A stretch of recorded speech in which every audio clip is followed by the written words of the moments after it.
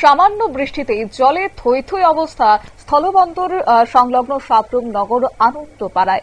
সাপ্রুম নগর পঞ্চায়েতের 4 নম্বর এবং 5-6 নম্বর ওয়ার্ডের মাঝপর্ব সাপ্রুম মহকুমা হাসপাতালের কোয়ার্টারের বাউন্ডারি ওয়াল সংলগ্ন আনন্দপাড়ায় বৃষ্টির জল নিষ্কাশনের ব্যবস্থাপনা না থাকার কারণে অল্প বৃষ্টিতে জলে থই থই অবস্থা হয়ে পড়েছে। সাপ্রুম আগরতলা জাতীয় সড়কের পাশ দিয়ে সাপ্রুম মহকুমা হাসপাতালে একদিকে কোয়ার্টারে যাতায়াতের রাস্তা বন্ধ হয়ে পড়েছে, অপরদিকে আনন্দপাড়া ভায়া স্থলবন্দর সংলগ্ন হয়ে ঠাকুরপল্লী যাতায়াতের একমাত্র মূল রাস্তাই ছিল এটি। কি রয়েছে বক্তব্য শুনুন।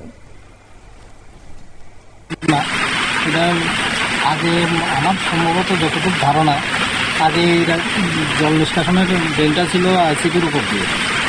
ওই যে আইসিপি হওয়াতে আমার কাছে এখন মনে হচ্ছে ওই যে জল নিষ্কাশনের যে ড্রেন বন্ধ করে দিয়েছে। হ্যাঁ, বন্ধ করে দিয়েছে। হ্যাঁ, ওই ড্রেনটা বন্ধ হওয়াতে এখন এই অবস্থা। তো আমি এখন প্রশাসনের কাছে অর্থাৎ অল্প বৃষ্টিতেই হাঁটু সমান জল হয়ে যায় এই রাস্তায় এবং উত্তর পূর্বাঞ্চলে প্রবেশদ্বার সাপ্রুমের স্থলবন্দরের চারিদিকে এই অবস্থা। তবে স্থানীয়রা ক্ষোভে ফুঁসছেন এবং অতি সত্বর তারা দাবি তুলছেন সাপ্রুমের নগর প্রশাসন যাতে জল নিষ্কাশনের ব্যবস্থা করে দেয়। নিয়ে নিচ্ছি ছোট্ট একটি বিজ্ঞাপন বিরতির সঙ্গে থাকুন।